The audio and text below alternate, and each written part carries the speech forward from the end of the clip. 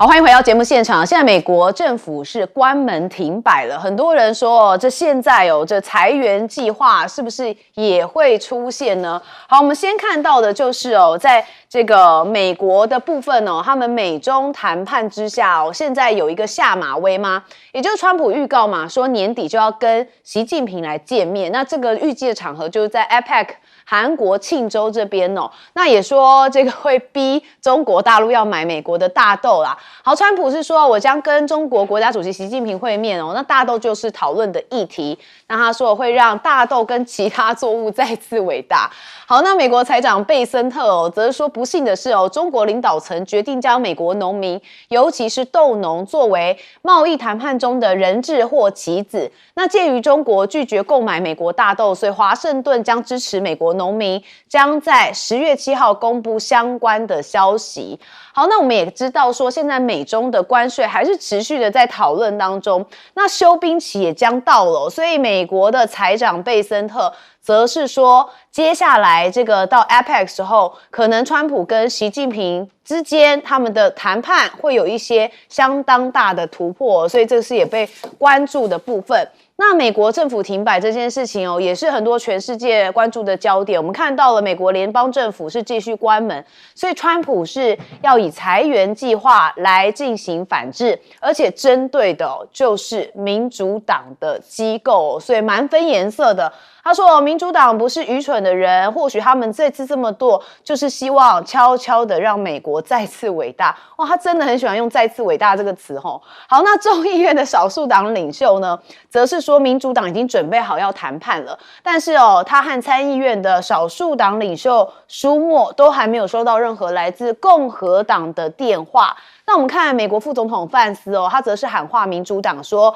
两大党可以协商医疗照护的政策，但需要先让断炊的联邦政府重新开门，这也是总统川普的期待。所以看到美国的这个政治极化非常的极端，尤其是民主党共和党之间攻来攻去其实苦的真的都还是人民自己啦。好，那我们看到美国财长贝森特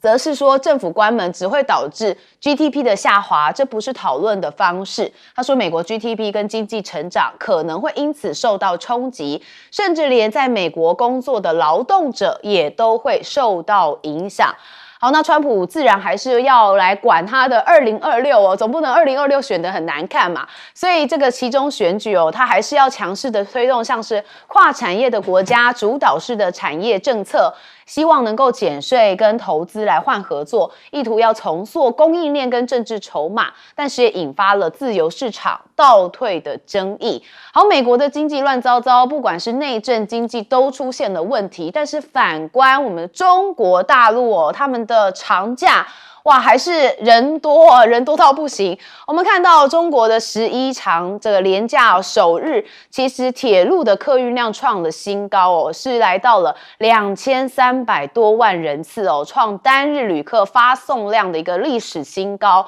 已经打破了今年5·1的黄金周首日所以这个记录非常的猛烈。好，那我们看到了这个标题写了，大家会念吗？人从众这个台湾有一个牛排馆的名字也是这个。好，那中国大陆的11长假各景区出现了超狂人海，像是西湖一天竟然涌进了超过44万人次啊。他说在同一城市停留7到8天的游客数量比2024年同期增长了50%以上大家会出游会消费代表什么？其实他们现在手上是有现金的而且消费的状况应该都还算不错，所以才有办法来出去消费，否则我看今年的11长假应该是没有什么人敢出门好，那当然中国大陆的11长假也看到了是空中的计程车他们说这个搭私人飞机15分钟就返乡。这个唐女士说她跟哥哥回老家探望，担心路上塞车。好，他怎么做？他开飞机回去，然后驾驶员就是他的表哥。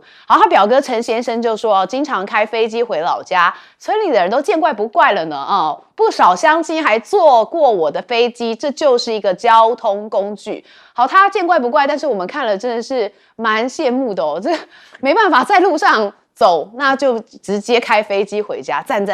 好，那当然现在微博热搜看到第5名，谁呢？鸡排哥啊，鸡排哥又出现了。我们看到真的景德镇上所有的鸡的胸部大家都说应该都在鸡排家族这里了。看了现场发来的视频哦，大晚上的人还这么多，我的天儿啊！这个鸡排哥也顾不上情绪价值了，一脸严肃，全是完成任务996的班威尔了。那大家就哈哈哈的笑，哇，真的他的人潮非常多哦，这个看起来鸡排哥的魅力是无法挡。好，那我们再看到南昌的国庆烟火秀，现场人数是112万。然后呢，他们在看完了这个5000架无人机腾空而起，跟这个5万余发的烟火共舞结束之后，武警组人墙就引导了烟火观众退场，庞大的人流紧紧跟着有序离场，如同一道移动的钢铁堤坝，那现场颇为震撼。好，这是中国大陆11连假期间的一些景况但是相比美国政府，我看起来就比较乱一点。好，我们持续问亮哥。这个大陆政府还有推出各种商品的补贴啦，因为他想说11不就跟双11差不多，所以我估计网购也非常热烈啦，也非常热烈啊，不是只有实体店啦，还有景区啦，真可怕。这种时间出去玩不是都在人挤人吗？这个不过还是显现它那个消费的景气还是蛮不错的啦，那要放8天呢，是啊，对不对？比我们过年还长呢，对不对？我倒是觉得川普这个他是说 APEC 他会跟习近平有一个桌边会，然后要跟他提这个议题了可是我觉得现在是这样我认为中国大陆现在很少会免费送给美国了，就是一码换一码。那我就不知道贝森特要拿什么去换因为贝森特好像也是昨天嘛，他说一定会令大家惊讶，说有惊讶的突破我不知道指的是什么因为在马德里会谈的时候。贝森特有说嘛，说中国大陆有给了一个很大胆的提议我们要回去想一想我不知道他是不是要做回应了那我觉得中国大陆如果真的有所谓大提议那很可能就是做大的交易了台湾不买。一种说法就是台湾议题嘛可是台湾议题我的本来的设想是，川普去大陆的时候。才来谈，才会谈这个可是因为大豆它很急对，所以会不会在 APEC 大陆就先给你一个 favor 因为这个中国大陆不怕，为什么呢？因为美国跟中国大陆买大豆，去年是大概有2500万吨，那我可以先意思跟你买个200万吨那你如果毁约，我就立刻终止。所以中国大陆还是有筹码的。就说，因为大豆这个不是一次性的它是我可以分24期吧分12个月吧基本上是这样的一个情况比如说中国大陆在上个礼拜跟阿根廷买大豆嘛，那是买120万吨，其实占美国的比重只有1/20所以我觉得这个交易如果真的要恢复到早年中国大陆早年跟美国买大豆是买了40几%现在只剩下20%，已经砍半了。对，那可是去年的交易总值是128亿美金，钱不小所以我们赖清德不是说主动贴上去吗？说中国大陆不买，我们买，帮美国爸爸解忧我们台湾他说分4年嘛，不是吗？我估计第1年一定是大豆了。因为帮爸爸解忧嘛你1年买25亿好不好？那就是中国大陆的1/5可是买回来我们台湾就头痛因为我们1年跟美国买大豆只有6亿美元我不知道你买这25亿我们怎么办我们每天炸油吗？国军呢no 这个不是人吃的都是机改的它只能炸油跟喂猪饲料我不知道台湾哪有那么多猪可以喂，有这么多油可以炸我不知道。这接下来会是一个很大的问跟题，猪一样，不然就浪费掉了。好，问崇安教授。美国政府这次关门的议题哦，其实也蛮复杂，这不是他们第一次啦。1980年开始关了15次了。那最严重那是2018年那个川普那是为了盖墙嘛，他们就整个 shut down 了，那次损失了30几亿美金。但这一次最主要的是这样的哈，那个美国政府他们每年9月底要审隔年的这个预算的时候，他们都会有一个避免乱花钱的，所以他们会有一个法案哈，就是这个反超支法。那你要根据反超支法的话，他们国会这个参议院、众议院就不能乱批这个预算。那当然每次都遇到这个问题的时候，他们就又发明一个叫做临时开支法案，就是在这个要到期前赶快用一个法案，然后让大家两党可以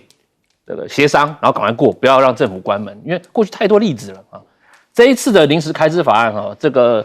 我们在这个参议院的时候，民主党那个共和党的版本被民主党否决了。为什么？因为共和党说我们赶快延长一下，让它延长7个礼拜，让不要政府真的关门，因为很麻烦啊。那民主党说好可以啊，那你把健保补助的这个东西放进去，因为健保补助这个东西对美国的中产家庭非常的重要。比方说以75000块一家4口75000块美金，中产哦，各位观众不要觉得很高产哦，美国现在75000块是中产了哈，有些州还是比较较低了哈。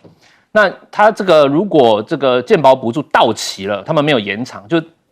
这个法案没有过了，它就到期之后，他平均每家要付3300块到5800块的这个健保的这个支出，保险费会上涨，这对老百姓非常高的这个会负担上去，所以他们就在这上面争论不休。那共和党就川普说，你们就是在替这个非法移民用这个健保啊，所以我要把你关起来。而且他们还这个扬言，他说你们不过对不对？好，我们把你关起来之后，你所有的社会福利设施跟这些办公室都会关起来哦。你们甚至我告诉你们，连 WIC 都会关起来。什么是 WIC？WIC 就是美国社会福利局就针对那些所谓中下阶层的老百姓，他会发就是营养票。你这营养票就是你拿着营养票，每个月，特别是怀孕中的妇女，你只要有诊断怀孕，你可以拿这个 WIC 的票，你去社会福利局你上个课，他帮你告诉你的营养学分啊，什么做的，然后怎么吃啊，然后他给你什么营养票，你用这营养票可以去领牛奶。1个月可以领到6-7加仑的牛奶，还有很多蔬菜水果跟婴儿食品啊。他说我们连这个都会把你关起来哦。那你们接下来的老百姓到底要怎么做？剥夺了小确幸对，所以这个就是他们现在这两边最严重的这个非常大的在这个互相的这个纠缠啦哈。那当然这目前看起来这个老百姓已经有感受一些影响，比方说我补充最后一个在这个 LaGuardia Airport 纽约这拉瓜迪亚 Airport， 因为它 TSA 有很多是公务员。他不但被放无薪假，他们现在可能要裁员啊。那他就看到那个整个机场大排长龙，因为他很多人都是等于放无薪假了嘛。那接下来会影响到各方面，不只是美国国民，甚至国际的旅客或国际的留学生，你要申请签证也好啦，你要申请各种这种事情啊，都会遇到一些麻烦跟影响。好，我们接着问帅将军。我觉得现在美国最严重的问题是他。尤其你参照他这政党的一个斗争，再参照川普对军人所鼓励的这个要介入政治，这个美国的分裂跟这个内战的可能性就越来越高。当然，他对这个很多的做法，我看里面前面你讲的那个资料里面有点蹊跷。美国的 F117重新出现。对不对？我听川普的演讲里面，大大的夸赞 B-52多好啊！然后呢，一个空头支票6代机，我们讲那个看不到食品。那为什么117要出来？因为他现在空军的里面空了很大一块。为什么要强调 B-52？因为空军作战的力量，他上次就靠炸伊朗。炸得又准又好，吹了个半天，B-52已经50-60岁了，是，对不对？那你川普是你对军事认知不足呢，还是已经暴露美国的军武有问题了？所以他在对那些退将那100个将领里面怎么讲的呢？我关税可以拿多少钱？我可以给美国军人加薪，我可以制造这个新的6代机。要造船，那明明当然美国没有造船能力了，又要造多少几十条战舰，甚至于还把现代的隐身舰看起来很丑啊，要恢复到战列舰。这个一半是我感觉到你对美国的军事你不知道，那胡说八道；另外一半呢，就是说你已经暴露出来，美国的国防预算是没办法支持它现在保持优先的东西，因为117是个好飞机，因为太贵，后来就没有继续生产，但是它还保留在那里。为什么现在要复出啊？战略轰炸机的两款嘛，117是隐身的，高音速的 ，B52是老的螺旋桨的飞机，这两个要提出来，是吧？代表它战略空间中间缺了一大块，有断层了。有断层。好，我们休息一下，马上回来。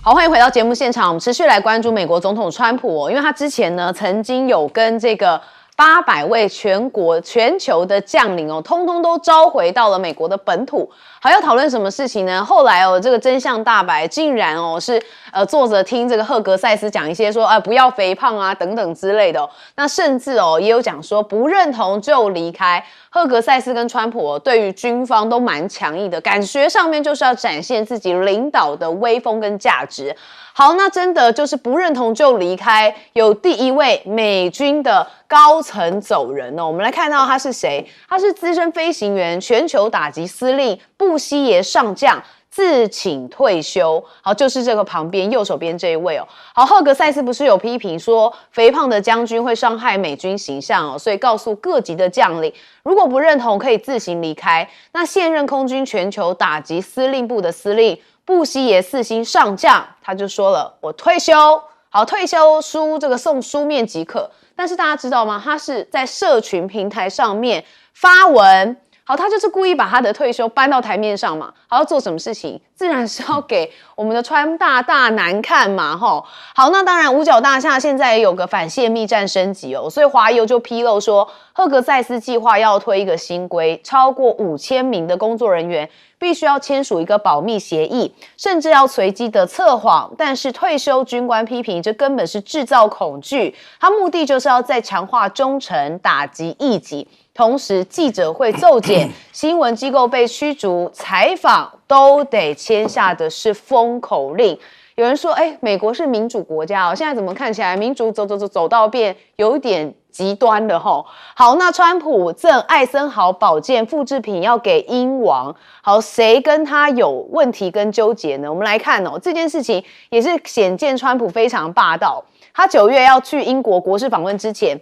就曾经找了前总统艾森豪相关的文物，可能是一把宝剑，或是其他象征艾森豪2战盟军最高司令身份的物品，他准备要送给查理国王。好，但是因为呢，艾森豪总统的这个图书馆馆长阿灵顿跟这个川普之间发生了冲突，所以阿灵顿在压力之下就马上请辞了。好，所以这川普的这个内阁团队真的是一直人不断的走这不知道是好还是坏。但是现在看起来川普是不是也挑柿子软的吃呢？因为看到拉美这边的委内瑞拉根据美联社取得的美国政府备忘录，这个川普宣布是贩毒集团为非法战斗人员。而且说，其实美国如今跟这些组织正处于一个武装冲突，甚至指示五角大厦说，美国已经来到了关键时刻，必须动用武力自卫来保护他人，抵抗这些被指定恐怖组织持续的攻击。那委内瑞拉这边当然有一些回应，因为看到了5架美国的战机是巡航委内瑞拉的海岸，他们的国防部长就直接说，这是帝国主义的战斗机胆敢接近委内瑞拉的海岸，所以这双方的冲突真的是越来越高涨。好，那联合国安理会也授权了5000人帮派镇压部队进驻到哪里呢？海地哦，那希望能够终结失序的局面。那部队的人数哦是来到了5550人，是原本 MSS 特派团的2倍以上，而且还有逮捕权哦，是直接可以逮捕涉嫌参与帮派活动的分子，并协助当地海地当局打击武器非法走私。那除了拉美之外呢，现在军援乌国也好像是川普要做的重中之重。我们看到他批准了跟乌克兰的共享情报，说可能会援助乌克兰战俘，而且要直接攻击的就是俄国内陆能源设施。这是《华尔街日报》报道说，川普不只提供情报给乌克兰，要更能精准打击俄国的能源基础设施，而且正在评估是否要提供射程达到1500英里的战斧巡弋飞弹，还有射程达到500英里的梭鱼巡弋飞弹等远程飞弹给乌克兰，但是目前还没有拍板定案。所以看起来川普现在跟普京好像又没有那么麻吉了。之前不是还曾经讲说什么是纸老虎嘛？所以现在普京也回呛说，你北约才是纸老虎啦！如果美国向乌克兰提供了战斧飞弹，就会引发新的危机升级。好，恐怕这乌俄战争还是打不完哦。好，那我们也看到欧美现在这个无人机的侵略还蛮多的哦，包含德国。这个慕尼黑国际机场在3号的时候就说，他们前一天晚上机场附近出现了无人机，那迫使航空交通的管制暂停运作，有17个出发的航班遭到取消，3000名的旅客行程受阻。好，最近就传出德国北部地区常常出现有不明的无人机，疑似对包含发电厂在内的一些关键基础设施在进行监控。那当局已经开始展开调查。那还有丹麦似乎也有无人机的侵扰，像俄罗斯的影子船队中国籍的船长就遭到法国这边逮捕。法国检方在2号说，一艘疑似为俄罗斯影子船队的游船遭到法国海军这边登船扣查，据信可能已经涉及了丹麦最近的无人机事件。不过克里姆林宫发言人说没有该船的相关资讯。好，最后我们来看美国舰队首度加入了波罗的海哨兵，就希望能够强化北约的对空坚贞。好，相关的讯息我们还是看到了川普跟美国防长真的是对自己人很狠好，亮哥帮我们说明。坦白说，我真怀疑那800个将领对那个防长海格塞斯心存任何敬意根本就觉得你是什么东西啊！如果不是川普，哪轮得到你？是啊，那讲话几乎他有的根本就搞错对象了。坦白说真的要注重体能的，美国大概只有陆军跟陆战队了，海空军也要求身材吗？所以我觉得，那另外一个重点就是那个 DEI 嘛，就是还是把拜登以前的那一套，他也不是讲拜登啦，就是整个20-30年来所遗留下来的美国的一个军方的恶劣制度啦，就这个意思嘛，所导致战斗人员的平均素质下降了。那主要还是讲体能那这个到底有多严重？坦白讲，我也没看到数据的报告说难道有让女飞行员表现很差吗？海军女性会很差吗？可能陆战队啦，或者海豹突击队啦，可是坦白讲，这种女士应该很少啦。所以我就不知道他们到底在干嘛。我知道有一些事比如说西点军校目前有针对非洲裔女生的名额，那这个他们就非常反对，说为什么要特别针对非洲裔的女生给名额？西点军校可是我觉得这个都是芝麻小事啦。大事是他决定要用军队来处理美洲还有国内的矛盾。这个才是大问题啦，很严重。那国内你那个国民兵要怎么使用，现在不知道了。对，比如说波特兰安提法的总部，你就调军队去打我还没有看到芝加哥Memphis 等等。那这个外打这个问题就严重了，因为川普这个 idea 是说他已经直接公布了，说委内瑞拉目前那位总统马杜罗是毒品的共犯。那难道这样你就可以出兵吗？所以我说这个东西，美国国会还是要立法啦，不然对总统的战争授权就会被无限扩张，是会无限上纲吼。好，税将军，我觉得这个犯了2个大忌，因为美国所有的基础院校、陆海空军官校，它的指参学校、宾克校，我全部参访过。OK， 美国自从内战死伤很大，所以他的军中的传统里面，军人不涉及政治，绝不涉及政治。结果川普这个演讲里面，全部是逼的美国所有的军人要去，敌人不只是海外啊，我们国内也有敌人呐。他把反对他的这些示威暴动统统视为敌人，要鼓励这些军人勇敢地对他们开仗。这个是美国几十年来的传统被破坏。如果说有人去拍他马屁这样做的话，这个问题很严重。那下面就变成有内战了。我跟你讲，以前美国西点军校跟 General Grant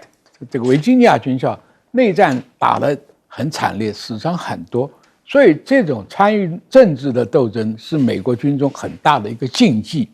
你居然要破坏它。第二个就是亮哥讲的，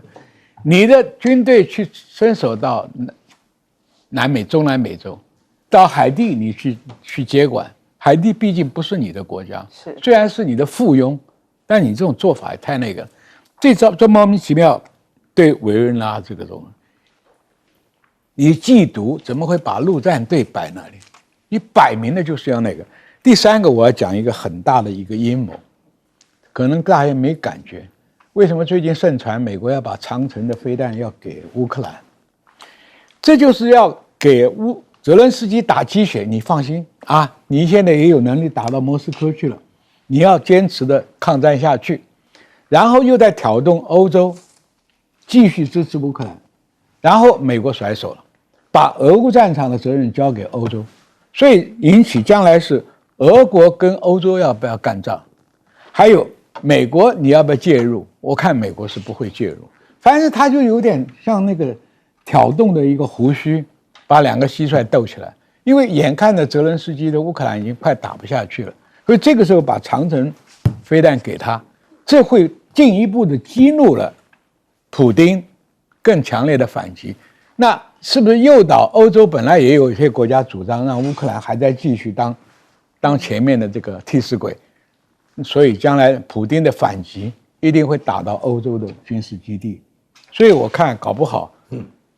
欧洲跟俄罗斯会引起一个像世界大战一样。所以美国这种做法很恶毒的，他给你，他不代表他要介入这个战争，但是会挑起。已不是世界警察，是世界 trouble maker。你们去斗，你们斗弱了，我就是老大。好，崇涵教授，这一次在 Virginia 这个川普加上 Texas 的谈话，我觉得要贯彻一个意志，就是川普要大家听话，而且军人要效忠他啊，因为他讲了嘛，这是一场内部战争。他除了之前有讲过中国啦，但是我觉得这一次的重点是，他把这次定位是他们面对一个内部战争，还有内部战争哦，他要 Texas 充分的传话给大家。除了你要维持这个精壮的身材之外，你 DEI 要给我废除之外，就是要保护我们的价值观。川普好，那为什么这个问题？就是其实大家还记得我们在6月的时候，有好几场这个所谓的城市抗议示威暴动，甚至在川普生日的时候，还有举办那叫做 No King's Day， 就是所有的大城市，芝加哥、洛杉矶、旧金山啊，全部很多人上来说我们不要皇帝呀、他说什么？川普你在做皇帝，大家要反抗他。这个东西我觉得川普在记仇，川普是一个很会记仇的人，对，千万要记得。所以这个它是个背景。再来就是呢，他要特别要知道是国民兵，刚才前面也讲过，国民兵的使用。我们记得在这个洛杉矶我们讲示威抗议那个时候，从6月6号开始，最主要是什么？最主要是那时候 ICE 他们跑去什么？他们跑去加州像 Paramount 啊，那个地方 ，Paramount 那个 city，就是 LA County 里面一个非常重要的是全部是拉丁裔。他除了拉丁裔之外，很多是海外移民。那他除了没有身份，他们就躲在像，比方说卖家具的 Home Depot 啊，Apparel 那个卖成衣的里面，他们仓储嘛。那 IC 都知道去哪边抓，他一抓之后，他们的那个劳工的领袖叫 Huego 就David Huego 就挡在那个路口，不让他们抓那些人嘛。那一挡哇，出事了！你抓我们头子，结果呢，就在 LA 的市区，在派拉蒙，在几个这个 city 就开始抗议。那抗议的话，那怎么办？那川普就调军队进去嘛。他是第一次绕过了加州州长 Gavin Newsom， 他先派300个国民兵进去，后来又把陆战队也派进去，最后国民兵增加到4000人。基本上他就是说对内战争嘛，他说你 LA 要乱可以来，我们就来一起来管。所以我觉得川普在经历到过去这一段，不管是 No King's Day 或者是 LA 这个所谓整体的暴动，他觉得他的敌人除了来自于其他地方之外，他国内有一股在反抗他的力量。其实坦白各位观众朋友，你现在去美国，比方说加州，去旧金山也好，去 LA 也好，或是大城市，那边许多人民对川普的观感是非常不好的。那当然你更不用讲说这一次 LA 的这个暴动，他们其实有一点规模，包括他们会用什么塑胶这个弄路障啊，还烧东西啊，对不对？然后逼迫这国民兵射塑胶子弹，而且还射到人。那这种东西如果未来不幸在美国继续在有些地方擦枪走火啦，或者在规模在扩大，那川普跟 Texas 可不可以有权利足够的资源掌握第一个国民兵，还有国民兵的使用，还有他的将领能不能效忠他、忠心他？我觉得这个都是川普这一次为什么可以叫 Texas 要我也搞不懂为什么把800个人全部叫去那边。我们一开始以为是要做什么组织整顿啦、再造啦，什么新的改革，对，跟他炒鱿鱼哈。可是我觉得他可能是让一些你不服的人你自己走路。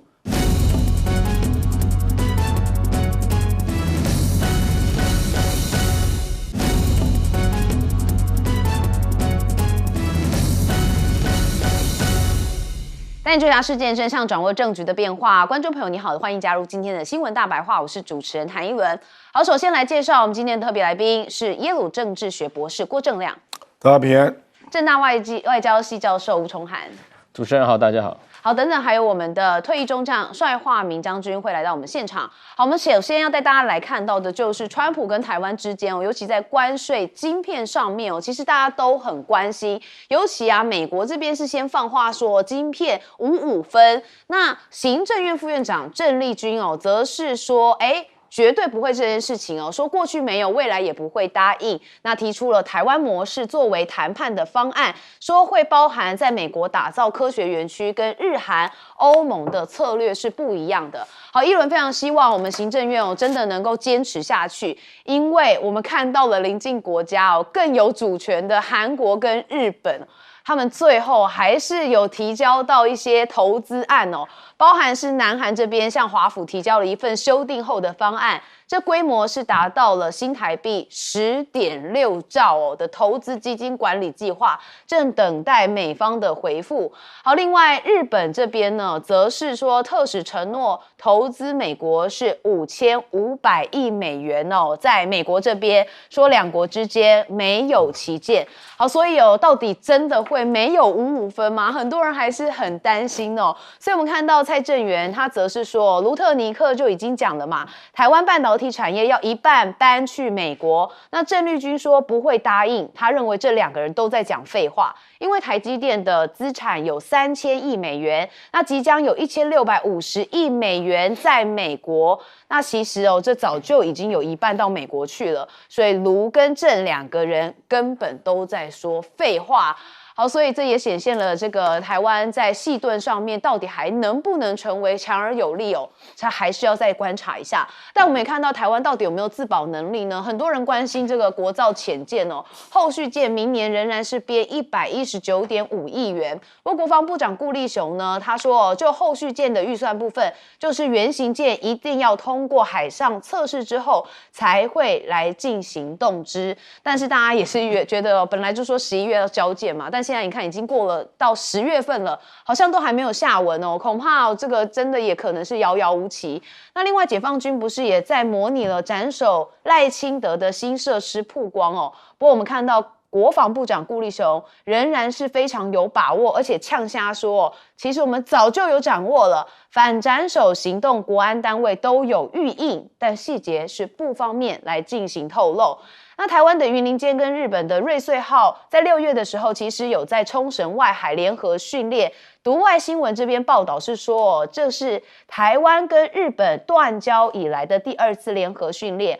我国的海巡署最大级的巡防舰云林舰有参与。他说正在推动两方的这个常态化。那幽灵轰炸机复活，我们也看到美军的 F117A 是重出江湖哦。那这个 F117A 是什么呢？它其实在1991年波斯湾战争当中，就曾经以外科手术式的打击一战成名，被誉为是幽灵轰炸机。好，那它是有这个夜鹰逆踪战机哦，在官方宣布退役已经是20年之后，它竟然神秘的重现江湖。好，这是军事网站哦说的，他说2架这个 F117A 哦，在9月30号被目击在墨西哥附近的一架美军空军加油机进行编队飞行。他说这罕见的举动哦，立刻引起了这个外界对于这个背后战略意义的一个热议跟讨论。但是中国大陆其实在南海这边也还是在部署，而且其实已经完全可以跟美国这边来抗衡了。我们看到中国的第3艘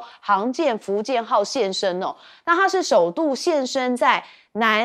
海南省的三亚市的榆林军港。那南华早报就报道说，根据10月1号拍摄的卫星影像显示，这福建号跟现役的山东号是并排的停靠在码头。那这是2艘航舰首次同框出现在同一个基地。那同样在南海呢，也发现了说，像是这个无人水下载具哦，这是菲律宾渔民在南海这边发现了这个器具，长大约是3.7公尺。那标签上面是有中文字样，所以疑似是中共的部署。那美国海军的学会哦，则是认为说，这有可能就是中共对菲律宾这边正在进行情搜当中。好，所以他说不排除是为了进一步的侵扰活动来进行铺路。好，那我们再看到依旧是中国大陆这边的商用卫星哦，他们也是持续的在精进。为什么呢？因为美国他们载有154枚的这个战斧飞弹，也就是一个核潜舰，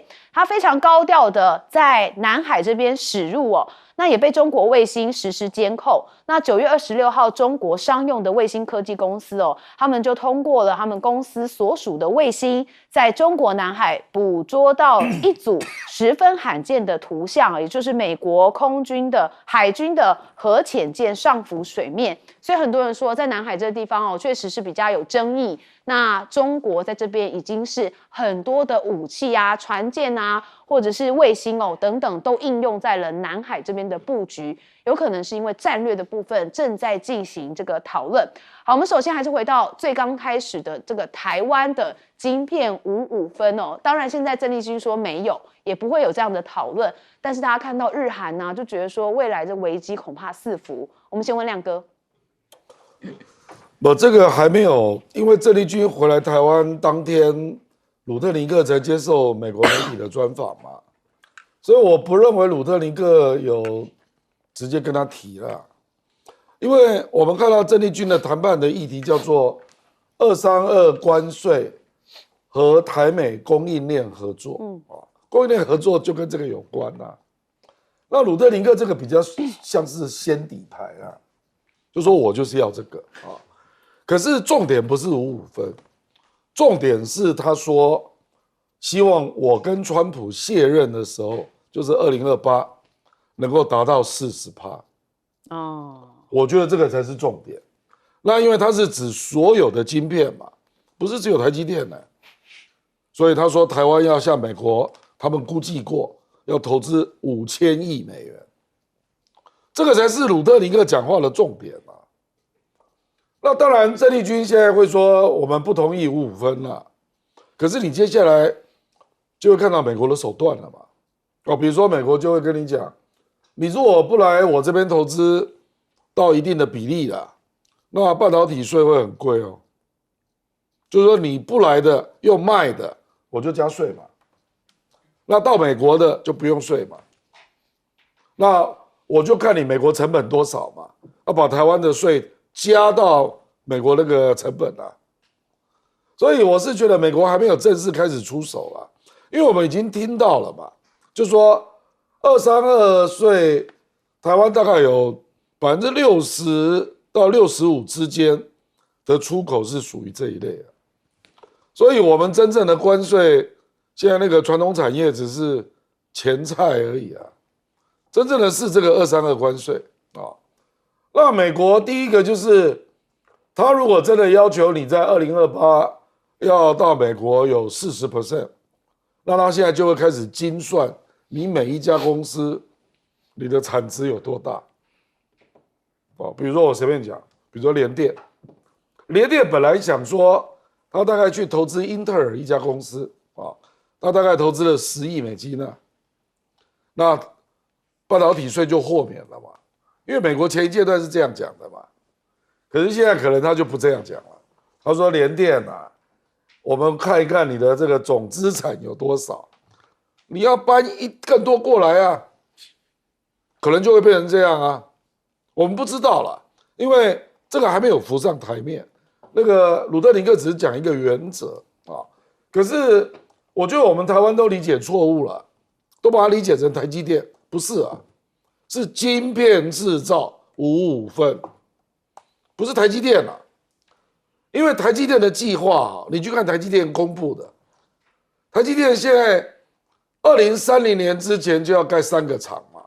那就650亿美元哦，后面不是还要加1000亿吗？可是台积电还没有公布时间表，可是那个1000亿如果加上去，就1650亿了，那台积电的资产就已经过半在美国了，所以55分啊，我认为台积电是分12年左右要投资美国，要投资1650亿，那为什么时间要拉长？因为它还是要在台湾投资嘛。可是台积电现在的总资产只有2300亿美元，所以你去算嘛，你10年以后1650，那不是超过一半，对不对？所以我觉得不是台积电的问题，是他现在要来催进度，说，台积电本来是2030才会盖好第3个厂，那鲁特尼克现在来就说，太少了，我川普不好交代啊，所以你要赶快投资，要加进度啊。所以我们未来碰到的压力可能是这一种啊，就是说2028你要弄出多少比例到美国，我觉得压力真正是在这里啊。好，确实我们也真的面临了这个美国的压力哦，但是有苦说不出啊，帅将军。你想想看，我们看台积电以前的战局啊，印度不是给他乱开个算嘛，他就不是台积电，那是鸿海，就撤厂撤资嘛。那个越南也有 B 计划，也是这样搞嘛。是。那台积电现在有没有这个魄力去跟美国搞这个名堂？你叫板你要有自己的实力嘛。刚才亮哥讲的那个问题比台积电还严重啊！你其他所有的厂都要40%过去，我不知道台湾还剩什么。这第一个，第二个，我今天听完那个川普对那些将领讲那个话，好像他不知道从凭空抓出来多少钱了，又可以给美国建军了，又可以给美国加饷了，把这个关税变成他讲嘛，他的字典里唯一就是关税。所以台湾现在郑丽君讲这个话，到底产生几分作用呢？对不对？这个55分，这是一个名词。我真的我不是搞经济的专家，我搞不懂，但是我只知道一个。川普要搂钱的计划是既狠又毒，没给你什么好客气的。你像韩国请全国之力要去投资5000亿啊，它比日本的经济量体要小啊，所以美国会放过台湾吗？我对这个事一点都不乐观，真的就是你身上有多少钱，他都在计算嘛，你荷包里有多少，我能把你掏多少。可是不要忘了，台积电所有的股东大部分是美国人。你敢对美国政府有多大的抗力？我是表示怀疑。好，这个部分哦，确实大家都很担心哦，说我们台积电如果没有了护国神山在台湾的话，恐怕我们就会失去了很多很多的战略价值。好，我们再问的是崇涵教授。郑丽君今天出来发表谈话说55分不可行哈，但是我们在国际关系里面常常讲这种护从理论 （bandwagon）， 就是当小国面对大国的一些我们讲的一些问题或者它的需求的时候，你必须要有所答应。这样的话你才能得到它的保护嘛。这种是就像那个草原上面的豺狼跟狮子之间是一种互从的概念哈。那台湾过去一直依赖在美国的保护之下，现在川普上来之后，想用经济的这种所谓经贸这个 coercion， 让他的友邦要多付出一点。我想，我不知道郑丽君在我们这边讲部分哦，可是他在美国的谈判代表前，他们到底是怎么讲的？因为你毕竟最终还是要回去谈判，而且要给美国一个底线。因为这个事情，我觉得不仅他讲哦，很多观察家都在讲，比方说何瑞恩 Ryan Haas 布鲁金斯研究员，他最近写了一篇文章，他说美台关系脱轨了吗？他开头就从什么？他从邱垂正在华府9月12号的谈话讲起。他说，不管是邱垂正也好，或是民进党的官员也好，还是用一套说法是台湾很重要，对抗中国的前线，而且呢，台湾在美国这边扮演很重要的科技角色。但是呢，他说民进党的官员还是用了一个老招，就是一直用骨牌效应，就是假如美国不挺台湾，就会发生像越南这种事情。何瑞恩讲，请不要再用所谓骨牌效应来吓唬美国人了。川普不吃这套。他说：“你们一直用错了骨牌效应。川普第一个他不信骨牌效应，第二个他把越南当作耻辱啊，所以你在讲骨牌效应，川普不会喜欢的你们都搞错了。”他说呢，不管怎么样，台湾的这个赖清德也好啦，其他的这些所谓官员也好，必须要思考一个新的问题，就是面对川普的需要，特别在经济、经贸甚至关税谈判，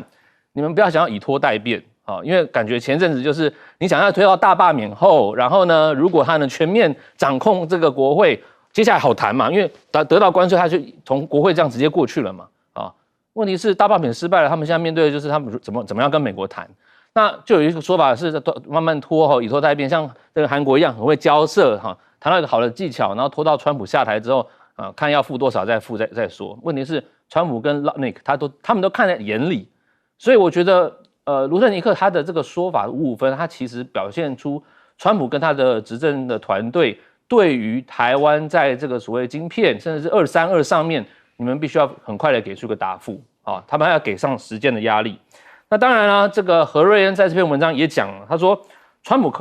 的官员他除了经贸上要你多付出之外，他在很多安全上面，他也希望你们台湾能改变过去的政策。你不要再想说我们是什么抗中第一线啊，民主对抗威权啊，用什么价值为这个导向啊，他们不要，他们说你如果要买军火，因为你就买负担得起，我不会用军援各位观众朋友，军火交易卖军火跟军援是不一样的，因为早在前这个拜登政府的时候，他用总统提拨权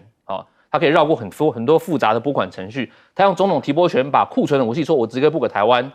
问题是川普还有比方说Lindsey Graham 这些共和党的人认为。台湾你付得起啊？你付得起，为什么还要给你军援？对不对？我们军援要花在适当的地方，所以川普说，那我的 PDA 总统提拨权我就不用了。台湾你付得起，请用买的。所以这一点呢，这个何瑞恩也在文章中写出说，台湾你必须要为自己的安全买单，必须要让川普团队知道，虽然台湾你目前的政局很复杂，对，反对党力量很强，但是你要试图的说服反对党，告诉他们，简单的告诉国民党跟民众党，你不要再阻挡这个军队的军购的杯葛了